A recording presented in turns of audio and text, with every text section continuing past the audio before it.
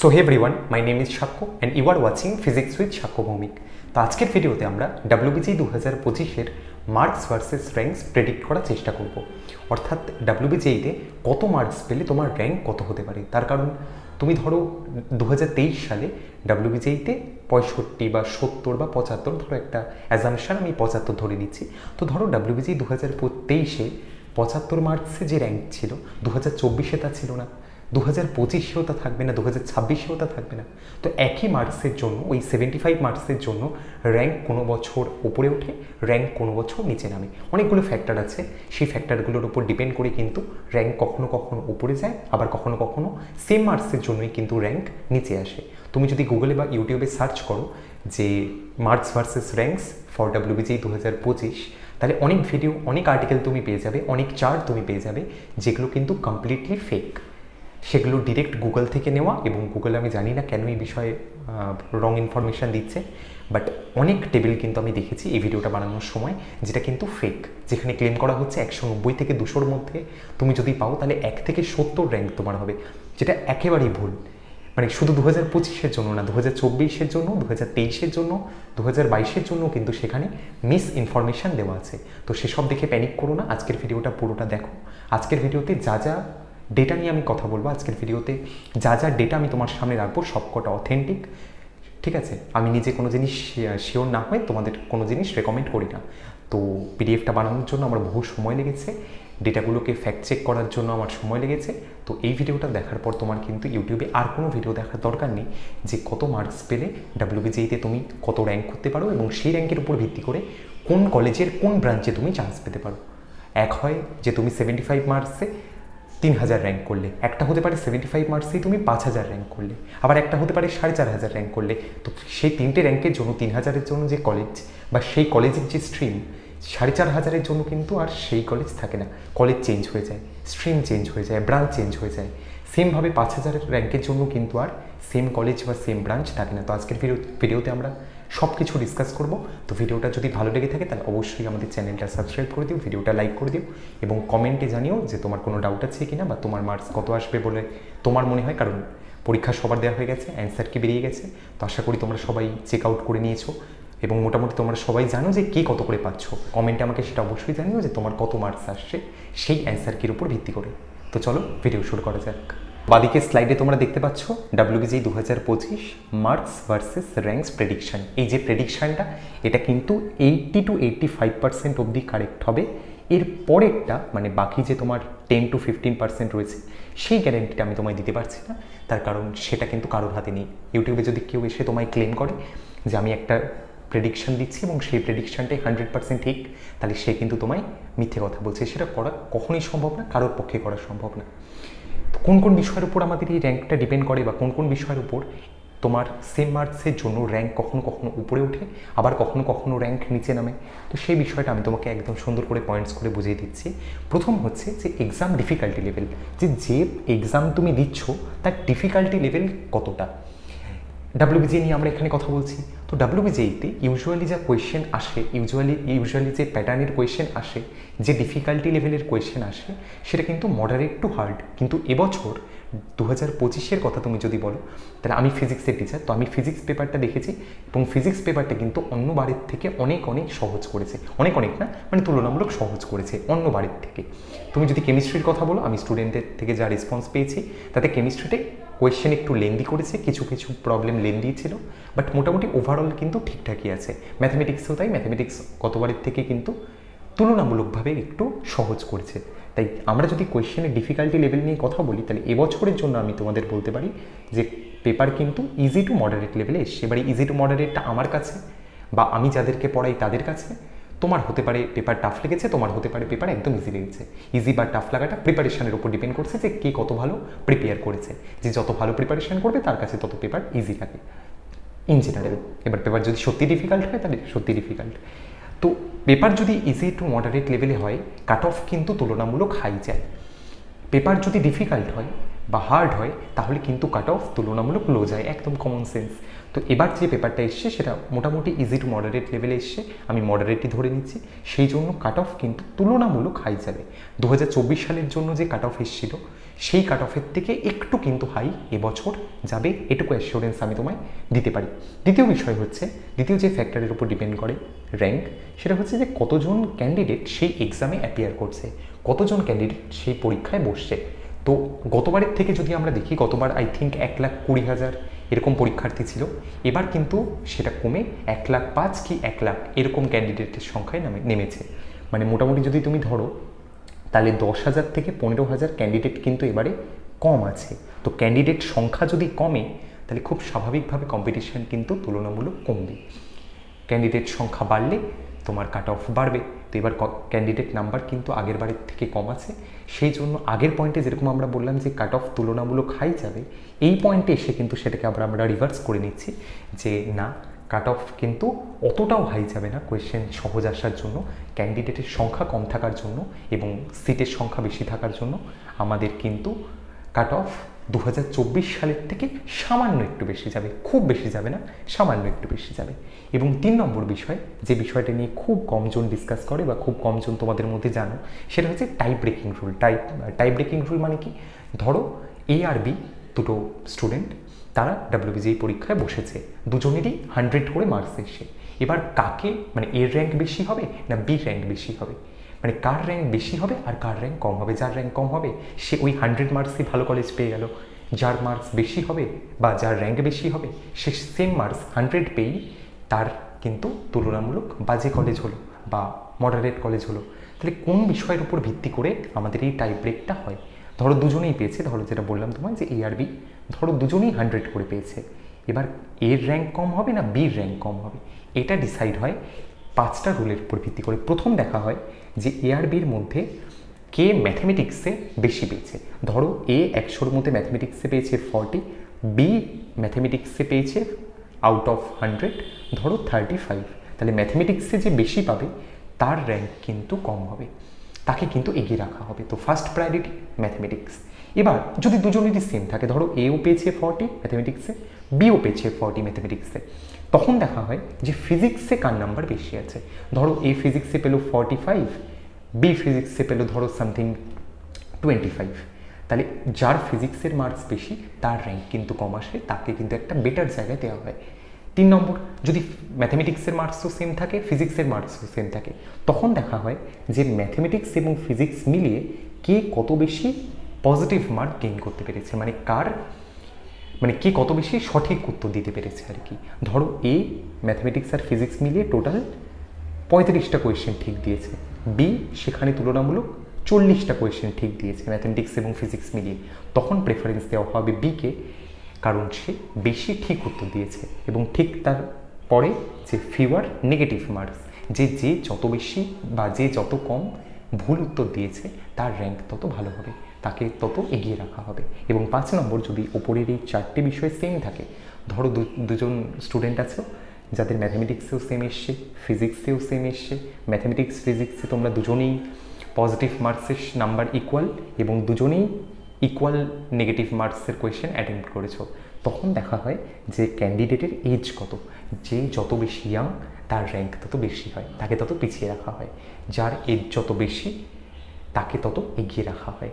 ঠিক আছে? হ্যাঁ, উল্টোটা না কিন্তু, এটাই, যে যত বেশি ওল্ড তাকে এগিয়ে রাখা হয়, যে যত ইয়াং তাকে পিছিয়ে রাখা হয়।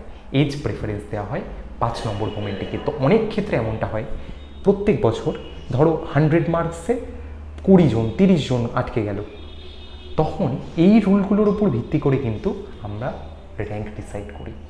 যার ম্যাথমেটিক্সের সবচেয়ে বেশি তাকে ফার্স্ট প্রেফারেন্স, যদি ম্যাথমেটিক্সের নাম্বার সেম থাকে 2 জন বা 2-এর বেশি, এটা 2 জন না, 2-এর বেশি সবার জন্য অ্যাপ্লিকেবল, তখন দেখা হয় ফিজিক্সের মার্কস। যদি ম্যাথমেটিক্স ফিজিক্স দুটোতেই ইকুয়াল নাম্বার অফ কোয়েশ্চেন তারা ঠিক করে থাকে, তখন দেখা হয় কে কত বেশি পজিটিভ নাম্বার অ্যাটেম্প্ট করেছে, কে কতগুলো ঠিক উত্তর করেছে। যদি সেটাও সমান হয়, তখন দেখা হয় যে কে কত কম নেগেটিভ কোয়েশ্চেন অ্যাটেম্প্ট করেছে, কে কতগুলো কোয়েশ্চেন ভুল করেছে। যে যত কম কোয়েশ্চেন ভুল করবে তার র্যাঙ্ক তত ভালো হবে সেই ভিত্তিতে। এবং 5 নম্বর হচ্ছে তোমার এজ প্রেফারেন্স। তো এই যে 3টে ফ্যাক্টর, যে একটা কোয়েশ্চেনের ডিফিকাল্টি লেভেল কীরকম, একটা পরীক্ষায় কতগুলো নাম্বার অফ স্টুডেন্ট অ্যাটেম্প্ট করছে সেটা, এবং 3 নম্বর হচ্ছে টাই ব্রেকিং রুলস, এই 3টে ফ্যাক্টরের উপর ভিত্তি করে আমাদের কিন্তু র্যাঙ্ক ভ্যারি করতে পারে। এবার কিভাবে র্যাঙ্ক আমাদের ভ্যারি করে সেটা তুমি দেখতে পাবে আমাদের 3 নম্বর পেজে। দেখো, WBJEE 2023, WBJEE 2024, তার জন্য আমি কতগুলো স্যাম্পেল মার্কস ভার্সেস র্যাঙ্ক তোমার কাছে নিয়ে এসেছি, যেগুলো 100% অথেন্টিক। এটাই তুমি যদি গুগলে সার্চ করো বা কোনো এআইয়ের সাহায্য নাও, ChatGPT করো, গ্রক করো বা কোপাইলট করো, হোয়াট এভার কিছু একটা ধরো করো, তাহলে সেখানে যে চার্টটা দেওয়া হচ্ছে সেই চার্টটা কিন্তু একেবারেই ভুল। ঠিক আছে, তাদেরও দোষ না, তারা ওয়েবসাইট থেকে নিচ্ছে, ওয়েবসাইটে ভুল ডেটা দেওয়া আছে, তো সেই ফাঁদে কিন্তু পড়ো না। 2023-এর কথা যদি আমরা বলি, তাহলে 2023-এ মোটামুটি 150 মার্কস যদি কেউ অ্যাটেম্প্ট করে থাকে, মোটামুটি 150 মার্কস কেউ যদি অবটেন করে থাকে, তাহলে তার র্যাঙ্ক কিন্তু আসে 25। সিমিলারলি 100 মার্কসের জন্য র্যাঙ্ক আসতো তো 300 থেকে 320-র মধ্যে, হুইচ ইজ গুড এনাফ। যদি 94 পাও তুমি, তাহলে র্যাঙ্ক আসবে তোমার 450 2023-এর হিসাবে। কেন বলছি, তুমি দেখতে পাবে 2025-এ আসলে। তুমি যদি 80 মার্কস পেতে 2023-এ, তাহলে তোমার র্যাঙ্ক আসতো মোটামুটি 900। তুমি যদি 65 মার্কস পেতে, তাহলে তোমার র্যাঙ্ক আসতো 2500-এর কাছাকাছি। তুমি যদি 55 মার্কস পেতে, তাহলে তোমার র্যাঙ্ক আসতো 4100-র কাছাকাছি। এবং তুমি যদি 40 নম্বর পেতে, তাহলে তোমার র্যাঙ্ক আসতো মোটামুটি 14000। তাহলে তুমি দেখো, এই 4100 অবধি তোমার কিন্তু যাদবপুর রয়েছে, which is the best college under WBJEE। তো 4100 অবধি কিন্তু তোমার JU ছিল 2023-এ, যার জন্য মিনিমাম মার্কসের দরকার ছিল 55। হ্যাঁ, কোয়েশ্চেন কঠিন ছিল, কোয়েশ্চেন ভালো ছিল, সেই জন্য কাট অফ লো গেছিলো, সেই জন্য কাট অফ তুলনামূলক অনেকটা লো গেছিলো 2023 সালে। এটাই তুমি যদি চলে আসো 2024-এর গল্পে, তাহলে দেখো সেম 150 মার্কসে যেরকম 2023-এ 25 র্যাঙ্ক হয়েছিল, 150 মার্কসে 2024 সালে র্যাঙ্ক হয়েছিল 28, বেড়ে গেছে 105, মানে 105 তুমি যদি অবটেইন করো, তাহলে তোমার র্যাঙ্ক 2024 সালে আগের বছর আসতো 380-র কাছাকাছি। তুমি যদি 90 মার্কস পাও, তাহলে 830-এর কাছাকাছি। তোমার যদি 75 আসে, যেটা তোমার যে রেঞ্জের মধ্যে তোমরা বেশিরভাগ জন থাকো, তো 75 মার্কস তুমি যদি অবটেইন করতে পারো, তাহলে তোমার র্যাঙ্ক আসবে 2200, হুইচ ইজ গুড এনাফ। যাদবপুরের জন্য বেটার। যাদবপুরে তুমি একদম টপ ব্রাঞ্চ তো পাবে না 2200 র্যাঙ্ক দিয়ে, but middle to low branch পেয়ে যাবে যাদবপুরে, এবং তার সাথে ভালো সরকারি কলেজ পেয়ে যাবে তুমি, এবং ভালো প্রাইভেট কলেজ, মানে তোমার IIM বলো, টেকনো বলো, হেরিটেজ বলো, সেখানে কিন্তু তুমি অ্যাডমিশন নিতে পারবে। তোমার যদি 65 মার্কস আসে, তাহলেও তোমার র্যাঙ্ক কিন্তু মোটামুটি 3700 থেকে 4000-এর মধ্যে, হুইচ ইজ গুড এনাফ। তারপরে তুমি যদি 55 একটু কমে যায় তোমার মার্কস, তখন সেখানে র্যাঙ্ক আসতো 8400, এবং তোমার মার্কস যদি 45, 46 হয়, তখন সেখানে কিন্তু র্যাঙ্ক আসতো 14000। তো আগের বার 40 মার্কসে র্যাঙ্ক এসেছিল 14000, এবারে 46 মার্কসে র্যাঙ্ক এসছে 14000। আগের বার মানে 2023 সালে, আগের বার 65 নম্বর তুমি যদি পেতে, তাহলে তোমার র্যাঙ্ক আসতো 2300, 2500-এর কাছাকাছি। 2024 সালে সেটা বেড়ে হয়ে গেছিলো 3700। তাহলে বুঝতে পারছো, কম্পিটিশন বাড়ার সাথে সাথে, কোয়েশ্চেন একটু সহজ হওয়ার সাথে সাথে কাট অফ কিন্তু ড্রাস্টিক্যালি বেড়ে যায়, কাট অফ কিন্তু তুলনামূলক অনেক বেড়ে যায়। এবার এই যে 2024-এর কাট অফ আর 2025-এর কাট অফ, এই দুটো কি এক্স্যাক্টলি সেম? না, এক্স্যাক্টলি সেম তো হতে পারে না, তার কারণ কোয়েশ্চেন আগের বারের থেকে একটু সহজ এসছে, ডিফিকাল্টি লেভেল তুলনামূলক ঠিকঠাক, ইজি টু মডারেট লেভেলে, এবং নাম্বার অফ ক্যান্ডিডেটের সংখ্যা কিন্তু কমে গেছে। দ্যাটস ওয়াই 2025 সালের যে মার্কস প্রেডিকশান, সেটা এরকম যে তুমি যদি 150-র উপরে স্কোর করতে পারো, মানে 200-র মধ্যে তুমি যদি 150-র উপরে পেতে পারো, হুইচ ইজ অ্যাবসলিউটলি গুড, তাহলে তোমার র্যাঙ্ক কিন্তু আন্ডার 40, 40-এর মধ্যে হবে, মানে 1 থেকে 40 এই রেঞ্জের মধ্যে তোমার কিন্তু র্যাঙ্ক থাকবে, যদি তুমি 150-র উপরে পেতে পারো। তোমার র্যাঙ্ক যদি, তোমার মার্কস যদি 100+ হয়, 100+ বলতে 100 থেকে 150, 100 থেকে 150-র মধ্যে তুমি যদি স্কোর অ্যাচিভ করতে পারো, তাহলে তোমার র্যাঙ্ক কিন্তু 40 থেকে 600-র মধ্যে, বা 40 থেকে 650-র মধ্যে, মানে আন্ডার 600 র্যাঙ্ক কিন্তু তোমার হবে, যদি তুমি 100+ স্কোর অ্যাচিভ করতে পারো। তো 100+ তোমাদের মধ্যে এবছর অনেকেই পাবে, এবং তাদের জন্য কিন্তু যাদবপুর অপেক্ষা করছে। তুমি যদি চলে আসো 90+-এর ক্ষেত্রে, যে দাদা 90-এর ওপর যদি যাই, 90-এর ওপর যাই বলতে 90 থেকে 100 এই ব্র্যাকেটের মধ্যে, তো 90 থেকে 100-র মধ্যে ব্র্যাকেটে যদি তুমি থাকো, যেটাও তোমাদের মধ্যে অনেকে থাকবে, তখন সেক্ষেত্রে র্যাঙ্ক কিন্তু মোটামুটিভাবে 900 থেকে 1000 এর মধ্যে হবে, এর থেকে বেশি হবে না, এর মধ্যে হবে, হুইচ ইজ একদম ফাইন। তুমি যদি 75+, মানে 75 to 90 এই রেঞ্জে চলে আসো, যেটাও ঠিকঠাক, তাহলে কিন্তু তোমার র্যাঙ্ক এবছর বেড়ে 2500-এর কাছাকাছি হয়ে যাবে। তুমি যদি 65+ পাও, মানে 65 থেকে 75 এই রেঞ্জের মধ্যে তোমার যদি স্কোর আসে, তাহলে তোমার র্যাঙ্ক কিন্তু আন্ডার 4000, 4000-এর মধ্যে হবে। তুমি যদি 55+, মানে 55 to 65 এই রেঞ্জে তুমি যদি স্কোর অ্যাচিভ করতে পারো, তাহলে কিন্তু তোমার র্যাঙ্ক এবছরের জন্য 10,000-এর মধ্যে হবে। ঠিক আছে, 10,000-এর মধ্যে হওয়া মানে তুমি গভর্নমেন্ট কলেজ, খুব ভালো গভর্নমেন্ট কলেজ তো পাবে না, কিন্তু প্রাইভেট কলেজ কিন্তু তুমি ঠিকঠাক পেয়ে যাবে। এবং তোমার মার্কস যদি এবছর 40 আসে, তাহলে কিন্তু তুমি মোটামুটি একটা এস্টিমেশন করা হয়েছে যে মোটামুটি তুমি 22,000 অবধি কিন্তু র্যাঙ্ক তোমার হতে পারে। দেখো, 150-র উপর পেলে 1 to 40 গ্রেট, সংখ্যাটা কম তোমাদের মধ্যে। 100+ যদি পেতে পারো, তাহলে 600-এর মধ্যে আশা করি তোমাদের মধ্যে অনেকেই আছো যারা এই র্যাঙ্কে ঢুকবে। তার থেকে বেশি যারা ঢুকবে তারা হচ্ছে এই তিনটে, অর্থাৎ 90+, 75+, 65+। 90+ তুমি যদি পেতে পারো 900 বা 1000-এর মধ্যে, আমি যদি এটাকে আরেকটু বাড়িয়ে নিই কাট অফ হাই যাবে বলে, তাতেও কিন্তু এটা 1000-এর মধ্যে থাকে। 1000-এর মধ্যে থাকে মানে তোমার ভালো কলেজ, ভালো গভর্নমেন্ট কলেজ, ভালো প্রাইভেট কলেজ কিন্তু তোমার অপেক্ষা করছে। এবং শুধু ভালো গভর্নমেন্ট প্রাইভেট না, ভালো প্রাইভেট কলেজের একদম টপ ব্রাঞ্চ মানে সিএসসি আইটি তোমার জন্য অপেক্ষা করছে। তোমার যদি 2500-এর মধ্যে র্যাঙ্ক হয়, তাহলেও তুমি একটা ভালো কলেজে ভর্তি হতে পারো। ইনফ্যাক্ট তোমার যদি 4000-এর মধ্যে র্যাঙ্ক হয়, তাহলেও কিন্তু তুমি একটা ভালো কলেজে ভর্তি হতে পারো। তো এই ছিল আমাদের WBJEE 2025-এর মার্কস ভার্সেস র্যাঙ্কসের প্রেডিকশান। এই প্রেডিকশানটা আমি আবার বলছি, 80 to 85% ক্ষেত্রে ঠিক, বাকি যে 15 to 20% আছে, সেই 15 to 20% কিন্তু বলা কারোর পক্ষে সম্ভব না, আমার পক্ষেও সম্ভব না। আমি এটাকে 900-র আন্ডারে লিখেছি, হয়তো এটা বেড়ে হলো 1000-এর আন্ডারে, হয়তো এটা বেড়ে 1100 হলো, এরকমটা হতে পারে, এরকমটা হতে পারে। ঠিক আছে, আমরা কেউ জ্যোতিষী না, আমরা কেউ আগে থেকে জেনে যাই না যে কত হবে কী হবে, সেটা যত বড় টিচারই হোক না কেন, তাদের পক্ষে কারোর পক্ষে বলা সেটা সম্ভব না। এবার তোমার মার্কস যদি এই রেঞ্জে আসে, ধরো তোমার 55-এর ওপর এলো, বা তোমার 40 এলো, বা তোমার আরেকটু কম এলো, ধরো তোমার 37 এলো, 38 এলো, 39 এলো, 35 এলো, 25 এলো, ধরো তোমার মার্কস 40-এর থেকে কমে এলো। 40-এর থেকে কমে আসা মানে তোমার র্যাঙ্কটা কিন্তু মোটামুটি 20,000-এর থেকে কম হবে, এটা তুমি শিওর থাকো। 20,000-এর উপর কিন্তু এবছরের জন্য যাওয়া সম্ভব না যদি তোমার 40-এর নিচে র্যাঙ্ক থাকে। কারণ দেখো, আমি অলরেডি লিখে দিলাম না যে 40 মার্কসেই তুমি 22,000 অবধি র্যাঙ্ক অ্যাচিভ করতে পারো। তো 40-এর নিচে তুমি যদি নামো, তাহলে 22,000-এর থেকে সংখ্যাটা 25,000, 27,000, 35,000, 40,000 এরকম করে করে বাড়বে। তারপরেও সেই অ্যাভারেজ র্যাঙ্ক নিয়েও, সেই খুব ভালো না হওয়া র্যাঙ্ক নিয়েও তুমি যদি একটা কলেজে ভর্তি হতে চাও, তুমি যদি একটা ভালো প্রাইভেট কলেজে ভর্তি হতে চাও, গভর্নমেন্ট কলেজে তো সম্ভব না, বাট যদি একটা ভালো প্রাইভেট কলেজে ভর্তি হতে চাও, তাহলে তোমার জন্য একটা রাস্তা আছে যেটাকে বলা হয় ডিরেক্ট অ্যাডমিশন। ডিরেক্ট অ্যাডমিশন মানে কি, প্রত্যেকটা কলেজ 3ভাবে স্টুডেন্ট হায়ারিং করে। মানে স্টুডেন্ট যখন একটা কলেজে ভর্তি হয়, 3টে মাধ্যমে ভর্তি হতে পারে।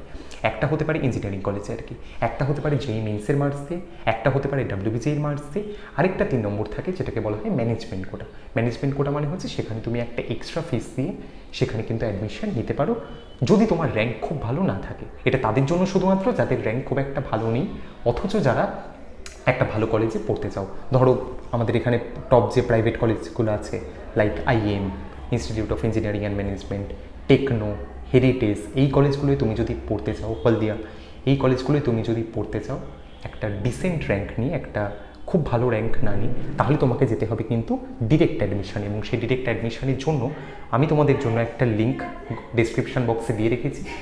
তো সেই লিঙ্ক বলতে গুগল ফর্ম আর কি, একটা গুগল ফর্ম দেওয়া আছে। তো সেই গুগল ফর্মটা তুমি ফিল আপ করে দাও, বেশি কিছু না, তোমার নাম, ফোন নাম্বার, স্কুল, কোন ব্রাঞ্চে তুমি ভর্তি হতে চাও, এবং যখন তোমার মার্কশিট বেরোবে, তোমার এস্টিমেটেড মার্কস, যে তুমি কত মার্কস অবধি পাচ্ছ, সেইটা তুমি যদি একটু ফিল আপ করে দাও, তাহলে কিন্তু আমি তোমাকে অনেক কম খরচায়, বাকিদের থেকে অনেক কম খরচায় তোমাকে কিন্তু একটা কলেজে ভর্তি করাতে পারি।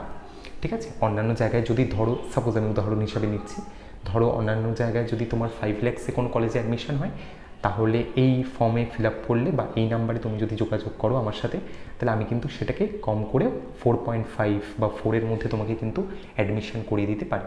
100% ট্রাস্টেবল, কোনো ফেক বা স্ক্যাম না।